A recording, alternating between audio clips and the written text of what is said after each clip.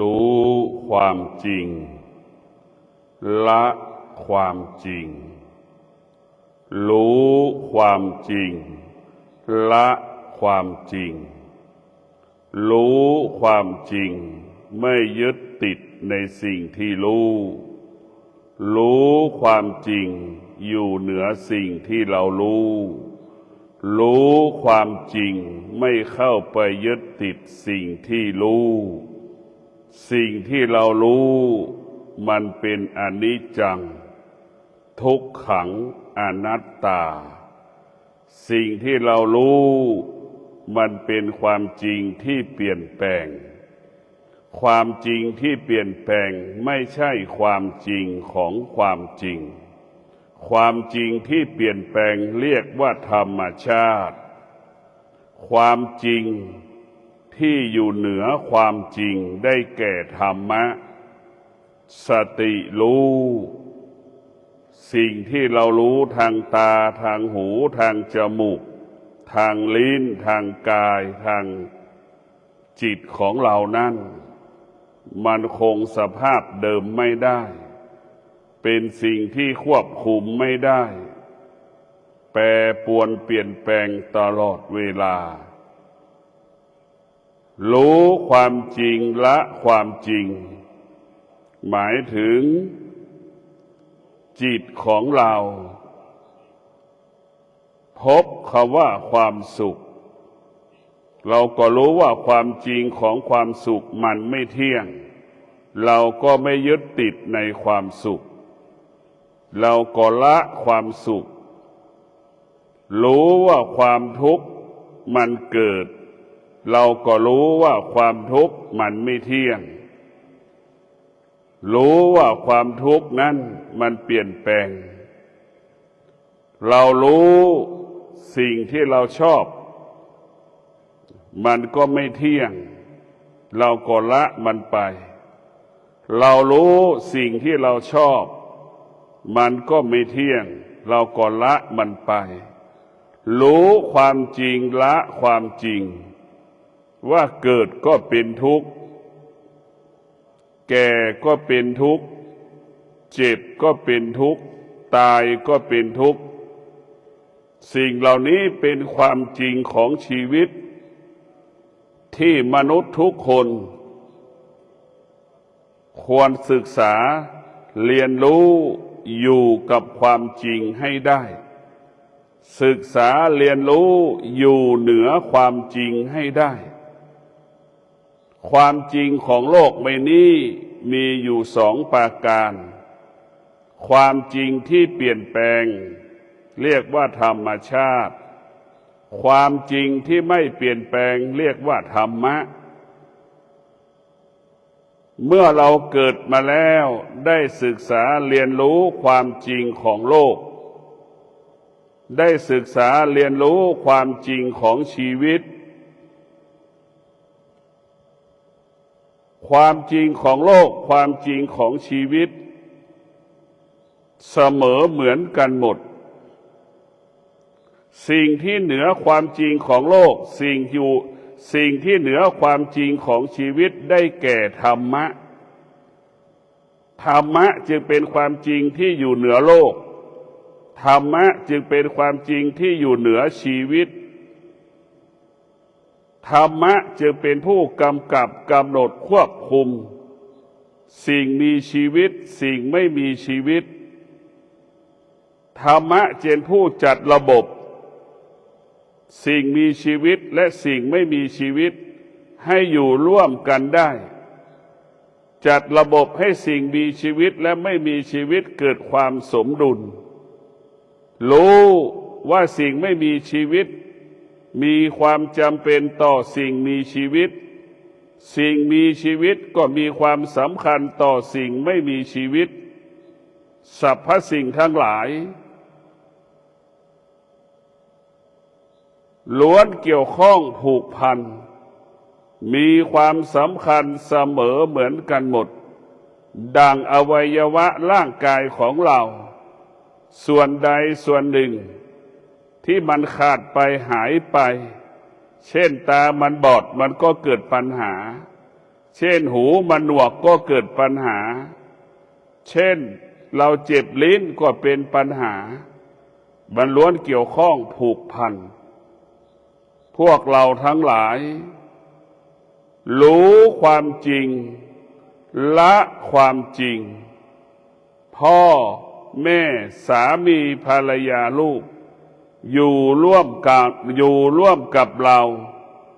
อยู่ร่วมกับเขาแค่บางเวลาไม่มีใครคนไหนที่อยู่กับเราได้ตลอดเวลาสิ่งที่อยู่กับเราตลอดเวลาก็คือธรรมะให้เรามีสติรู้ว่าตนแลเป็นที่พึ่งแห่งตนตนแลเป็นที่พึ่งแห่งตนเรารู้ความจริงให้ละความจริงรู้ความจริงพึ่งพาตนเองอาศัยตนเองไม่มีบุคคลใดทำให้เราเกิดความทุกข์ได้มีแต่ตัวเราเท่านั้นทำให้เกิดความทุกข์ความทุกข์เกิดจากอวิชชาเกิดจากอวิชชาเมื่อเราไม่รู้เราก็อยู่ภายใต้ความทุกข์เมื่อเราไม่รู้เราก็อยู่ภายใต้ความสุขอวิชชาทั้งหลายมันเกิดมาพร้อมกับเราเกิดอวิชชาทั้งหลายมันครอบงำตาหูจมูกลิ้นกายใจและครอบงำหูของเราจมูกของเราลิ้นของเราตาของเราจิตของเราตลอดเวลาตั้งแต่เราเกิดเราจึงตกอยู่ใต้อำนาจที่ตาเห็นรูปตกอยู่ใต้อำนาจของเสียงที่เราสัมผัสตกอยู่ใต้อำนาจที่จมูกมันสัมผัสกับกลิ่นลิ้นสัมผัสกับรสกายสัมผัสถูกต้องเราจึงตกอยู่ใต้อำนาจสิ่งเหล่านี้ทั้งหมดชอบใจก็ปรากฏไม่ชอบใจก็ปรากฏเราตกอยู่ใต้อำนาจอวิชชา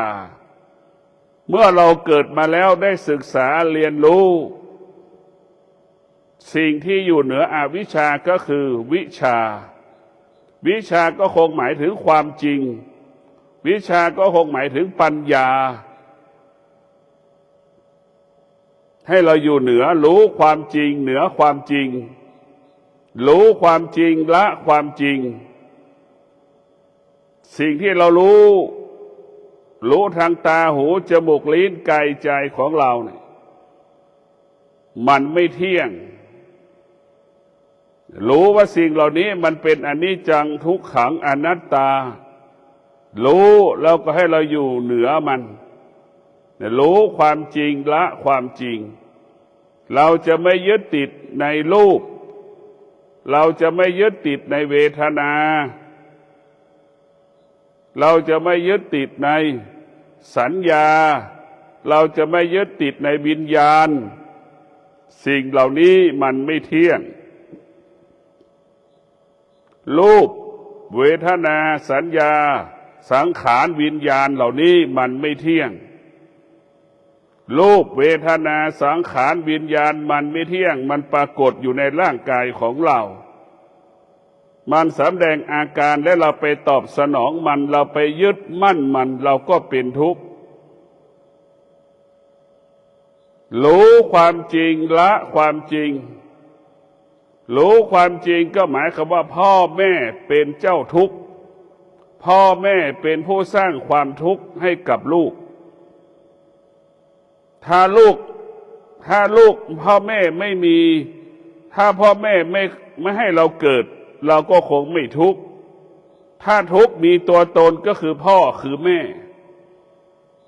ถ้าพ่อแม่ไม่เกิดเรามาเราก็ไม่ทุกข์เมื่อไม่ทุกข์มันก็ไม่ต้องกลับชาติมาเกิดตราบใดที่เราเกิดจึงเป็นเหตุให้เกิดความทุกข์ชาวโลกคนไหนที่รู้ว่าการเกิดเป็นทุกข์ เราจะต้องมาศึกษาเรียนรู้พระสมถกรรมฐานพระวิปัสสนากรรมฐานเป็นเครื่องดับทุกข์เป็นเครื่องดับทุกข์เป็นเครื่องระงับความทุกข์เป็นเครื่องยุติความทุกข์เป็นเครื่องกระจายความทุกข์ออกไปจากกายจากจิตของเราท่านทั้งหลายรู้ความจริงละความจริงพ่อแม่สามีภรรยาลูกเป็นของนอกกายเป็นของนอกกายธรรมะก็หมายถึงสติสัจจะวิริยะขันติเป็นสิ่งที่อยู่ในกายของเราธรรมะเป็นสิ่งที่อยู่ในกายเมื่อเรามีสติเท่ากับเรามีพ่อแม่สามีภรรยาลูกอยู่ในหัวจิตหัวใจเราเมื่อเรามีสติใช่ไหมแต่ทีนี้เราไปยึดพ่อแม่สามีภรรยาลูกแล้วขาดสติเมื่อเราขาดสติเราก็ไปยึดพ่อแม่สามีภรรยาลูกมากกว่าธรรมะพระพุทธเจ้าคนทั้งโลกจึงเกิดคำว่าความทุกข์ทุกลมหายใจเพราะเราไปยึดติดในพ่อในแม่สามีภรรยาลูกเป็นสิ่งที่ควบคุมไม่ได้แม่ก็ควบคุมลูกไม่ได้พ่อก็ควบคุมลูกไม่ได้แม่พ่อต่างคนผู้เป็นสามีภรรยาก็ไม่สามารถควบคุมกันได้ลูกก็ไม่สามารถควบคุมพ่อและแม่ได้นี่แหละคือมันไม่เที่ยงมันไม่ใช่เราต้องรู้ความจริงก็ละความจริงแม่มีสติรู้ได้ทำหน้าที่การเป็นแม่ที่ดีฐานะของแม่ฐานะของแม่ก็คือเป็นฐานะของแม่อีกฐานะนึงคือเป็นภรรยาที่ดีของสามีก็ทำหน้าที่เราสมบูรณ์แบบอีกฐานะหนึ่งออกจากบ้านเราไปเป็นพนักงานหรือเจ้าของกิจการบริษัทเราก็ทำหน้าที่ผู้บริหารหรือผู้ใต้บังคับบัญชาบริษัทนั้นๆให้รู้จักเมื่อเรามีสติเราจะทำหน้าที่การเป็นมนุษย์สมบูรณ์แบบเมื่อเรามีสติเราจะทำหน้าที่ที่ได้รับมอบหมายและเราปฏิบัติตามขั้นตอนที่เขากำหนดให้เราปฏิบัติได้อย่างแม่นยำชัดเจนตัวสตินี่แหละทำให้เราบรรลุเป้าหมายเมื่อเรามีสติเราก็จะบรรลุเป้าหมายเมื่อเรามีสติเราก็สำลิดผลในสิ่งที่เราคิดสิ่งที่เราพูดสิ่งที่เรากระทำเมื่อเรามีสติคิดพูดและกระทำล้วนเป็นความจริงเป็นประโยชน์เกิดประโยชน์เมื่อเรามีสติกายวาจาใจเราก็สงบเมื่อกายวาใจเราสงบเราก็จะรู้ความจริงเห็นความจริงปรากฏขึ้นความจริงที่เราต้องการและปรารถนาก็คือความสงบความจริงที่เราปรารถนาแสวงหามาตลอดชีวิตได้แก่ความสงบเราจะสังเกตได้เรามีเมียเราคิดว่ามีเมียมีผัวจะมีความสุขมันก็ไม่ใช่เราคิดว่ามีลูกแล้วจะมีความสุขก็ไม่ใช่เราคิดว่ามีบ้านอยู่แล้วจะมีความสุขมันก็ไม่ใช่จนถึงเรามีทรัพย์มีสมบัติมีตำแหน่งอาชีพหน้าที่การงานมันก็ไม่มีความสุขไอ้ที่มันไม่มีความสุขเพราะจิตมันไม่สงบกายมันไม่สงบกายมันสงบจิตมันสงบมันจึงจะทำให้เราเกิดความสุข สภาวะจิตของเราเนี่ยมันปรารถนาความสงบมันไม่ได้ปรารถนาความสุขความสุขเป็นของนอกกายความสงบเป็นของที่อยู่ในกายความสงบเปรียบเสมือนเราเป็นเจ้าของหอพักนั่นแหละเราสร้างหอพักเองแหละเราเป็นเจ้าของหอเราควบคุมมันได้ความสุขเปรียบเสมือนเราไปเช่าหอพักเขาอยู่เราไม่สามารถควบคุมหอพักได้เราไม่สามารถพัฒนาหอพักได้เพราะเราไม่มีสิทธิ์ของเราคือหน้าที่พักนอนแค่นั้นแหละไม่สามารถมาปรับปรุงเปลี่ยนแปลงแก้ไขมาพัฒนาหอได้มีสติรู้ว่าความสุขเกิดจากการไปพึ่งพาสิ่งอื่นๆความสุขเกิดจากการอาศัยสิ่งอื่นๆเหมือนบุคคลต่างๆที่ไปเช่าหอพักอยู่นั่นแหละวันหนึ่งเจ้าของหอบอกให้เราเลิกจ้างไม่ให้เราอยู่หอพักให้เราออกก่อนเวลากำหนดเราก็จะเป็นต้องออกนั่นแหละเราไม่มีสิทธิ์ความสุขเกิดจากการไปอาศัยดังสามีภรรยาแต่งงานวันหนึ่งสามีเบื่อสามีก็บอกให้ภรรยาว่าฉันขอเลิกจากเธอไปในอย่าล้างกันได้เห็นไหมเราก็ไม่มีสิทธิ์ที่จะไปทักท้วงคัดค้านเขาได้อันนี้แหละให้เรารู้เรื่องความจริงความสุขก็คือเกิดจากการไปอาศัยสิ่งอื่นๆเมื่อเราไปอาศัยสิ่งอื่นเราไม่สามารถควบคุมมันได้เราไม่สามารถดูแลซึ่งกันและกันได้เพราะฉะนั้นพวกเราทั้งหลายถ้าความสงบนั้นมันเกิดจากกายเกิดจากจิตเรามันหายเราก็รู้มันมีเราก็รู้มันเพิ่มเราก็รู้มันอ่อนแอเราก็รู้เรารู้ตลอดเวลาก็เพราะว่าธรรมะอยู่ที่กายของเราอยู่ที่จิตของเราเพราะฉะนั้นพวกเราทั้งหลายมีสติรู้ความจริงให้พึ่งพาตนเองอาศัยตนเองมีสติรู้พ่อแม่สามีภรรยาลูกเป็นเพียงแค่เครื่องมืออำนวยความสะดวกซึ่งกันและกันแค่บางเวลาเรามีสติรู้พ่อแม่สามีภรรยาลูกไม่สามารถมาหยุดยับยั้งความแก่ความเจ็บความตายได้เรามีสติรู้เมื่อเรามีสติรู้เราก็พยายามเข้าใจว่าเกิดแก่เจ็บตายมันเป็นธรรมชาติของมันเป็นปกติของมันเมื่อเรามีสติรู้ความจริงเมื่อความจริงปรากฏเราก็สามารถอยู่กับความจริงนั้นได้เมื่อความจริงปรากฏเราก็สามารถอยู่เหนือความจริงนั้นได้ความจริงที่นี้หมายถึงเกิดแก่เจ็บตายเราอยู่กับมันได้แล้วเราก็อยู่เหนือมันนี่ทั้งสองประการถ้าเรามีสติรู้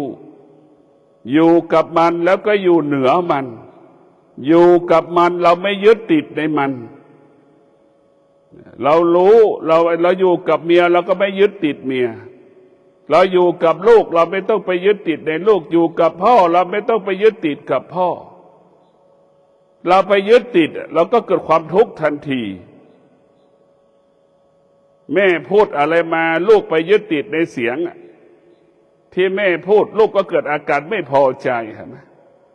ไม่พอใจมันก็เปลี่ยนแปลงลูกเกิดความชอบใจ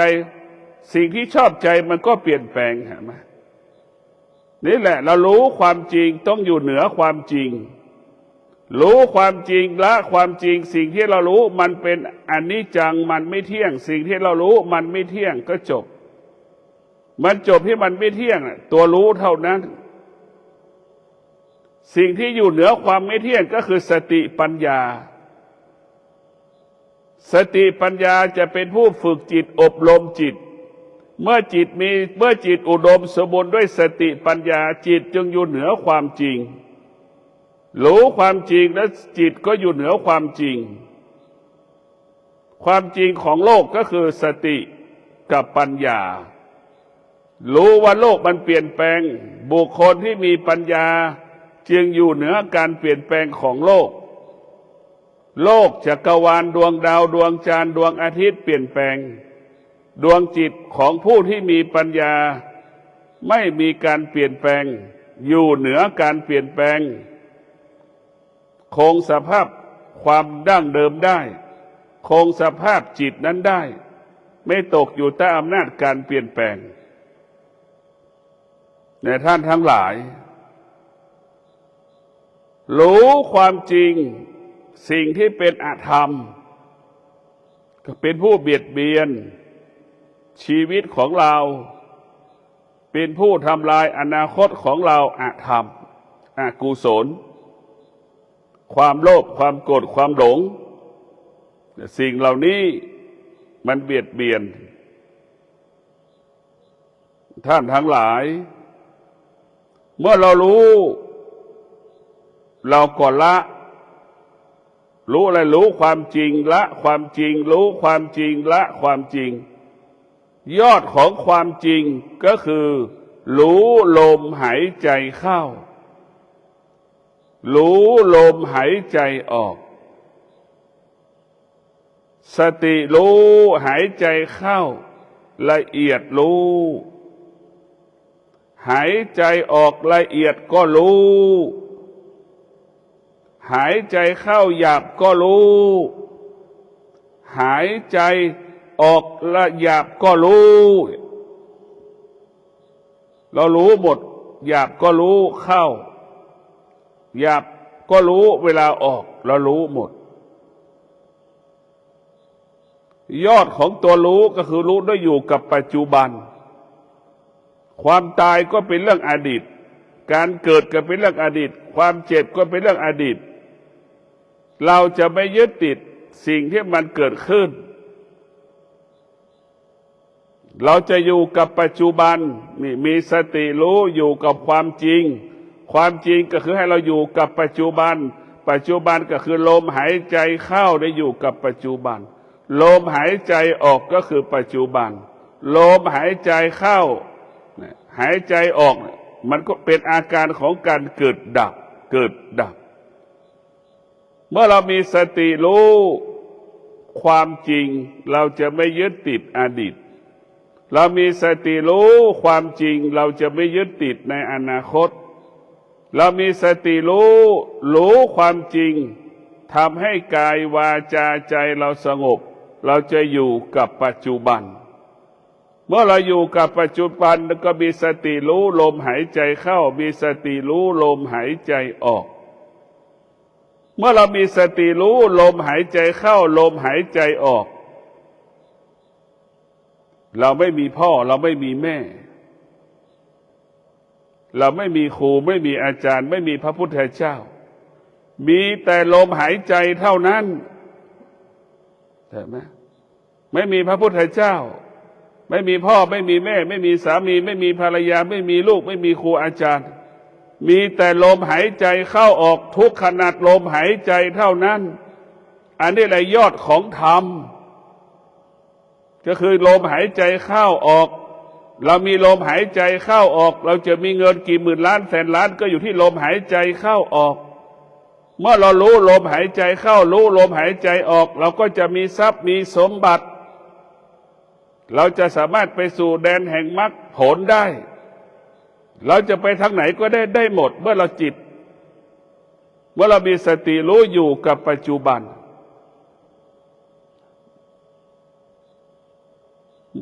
ส่วนมากเราอยู่กับอดีต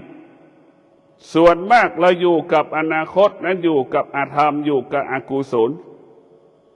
อยู่กับความจริงที่มันเปลี่ยนแปลงหรืออยู่กับความจริงที่มันเกิดขึ้นมาแล้วอยู่กับความจริงที่ยังไม่เกิด แต่พระพุทธเจ้าอยู่กับความจริงที่มันเกิดดับให้รู้อาการของเกิดดับหายใจเข้า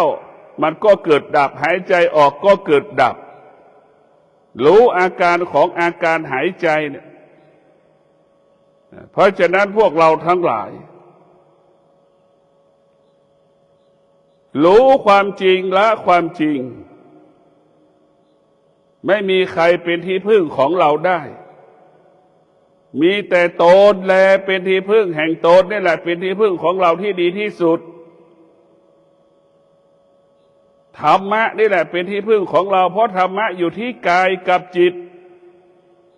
อยู่ที่รูปกับนามให้เราเข้าใจธรรมะก็คือกายกับจิตรูปกับนามเท่านั้นเรียกว่าร่างกายของเราเนี่ยเป็นบ่อเกิดแห่งธรรมที่แท้จริงธรรมที่แท้จริงต้องเกิดจากกายของเรากายของเราก็ประกอบไปด้วยจิตจิตของเราก็ประกอบไปด้วยกายกายของเราจึงเป็นต้นกำเนิดพระธรรม84,000พระธรรมขันธ์ร่างกายของเราจึงเป็นต้นกำเนิดเป็นบ่อเกิดแห่งธรรม84,000พระธรรมขันธ์ที่พระพุทธเจ้าค้นพบเข้าถึงกายก็เข้าถึงธรรม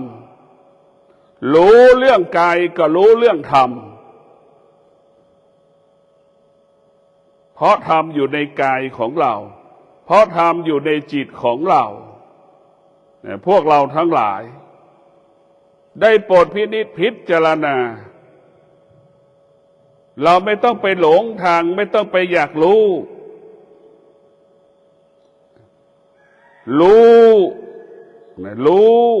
ความจริงละความจริงสิ่งที่เรารู้มันไม่เที่ยงสิ่งที่เรารู้มันไม่เที่ยงให้เราท่องอย่างนี้สิ่งที่เรารู้สึกมันไม่เที่ยง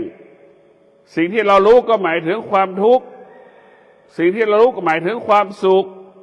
สิ่งที่เรารู้หมายถึงความพอใจสิ่งที่เรารู้ก็หมายถึงความไม่พอใจสิ่งเหล่านี้ปรากฏทุกลมหายใจมันไม่ได้อยู่กับเราตลอดเวลานะคือมันไม่เที่ยง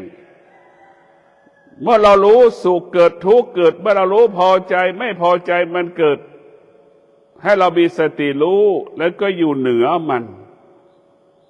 รู้ความจริงอยู่เหนือความจริง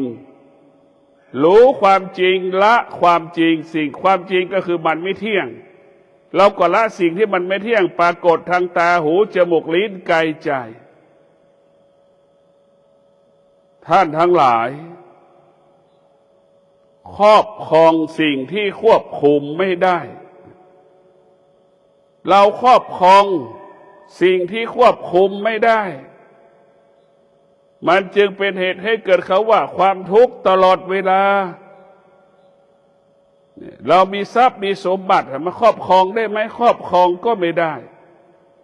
เรามีสามีมีภรรยามีทรัพย์มีสมบัติเราก็ครอบครองไม่ได้เรียกว่าเราครอบครองสิ่งที่ควบคุมไม่ได้จึงเป็นเหตุให้เกิดความทุกข์เราควรครอบครองสติอยู่ที่กายนี่เราครอบครองสติให้สติรู้กายสติรู้จิตให้สติอยู่ที่จิตสติอยู่ที่กายเนี่ยสติมาธรรมะครอบครองจิตธรรมะครอบครองกายจิตของผู้ไม่รู้จิตของผู้ไม่รู้ก็จะรู้เรื่องนอกกายจิตของผู้รู้ก็จะรู้เรื่องในกายสองอย่างนี้แตกต่างกันนะจิตของผู้ไม่รู้เรื่องนอกกายสิ่งที่ปรากฏนอกกายให้ความสำคัญสิ่งที่นอกกายนี่จิตผู้ไม่รู้ตรงกันข้ามจิตของผู้รู้ให้ความสำคัญสิ่งที่อยู่ในกายของเรา เกิดแก่เจ็บตายจะให้ความสำคัญเราหนีมันไม่พ้นเราจะต้องรู้มัน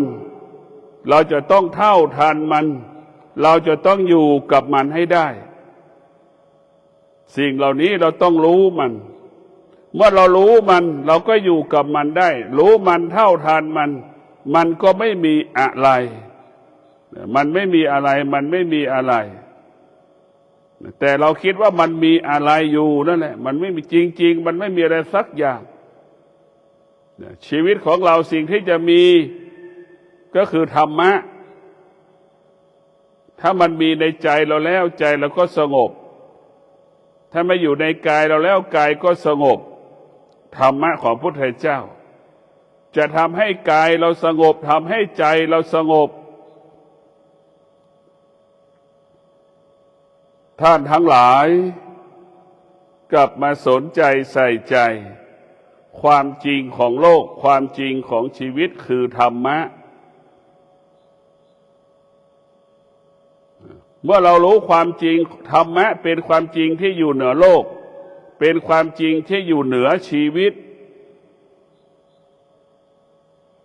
สติกับปัญญาสติกับปัญญานี่อยู่เหนือสิ่งที่เรารู้ทางตาทางหูจมูกลิ้นกายใจสิ่งที่กระทบทางตาหูจมูกลิ้นกายใจไม่สามารถทำให้ดวงจิตที่เรามีสติปัญญาสะเทือนหวั่นไหวได้ดวงจิตที่มีสติปัญญาจึงอยู่เหนือรูปอยู่เหนือนามอยู่เหนือเวทนาอยู่เหนืออุปทาน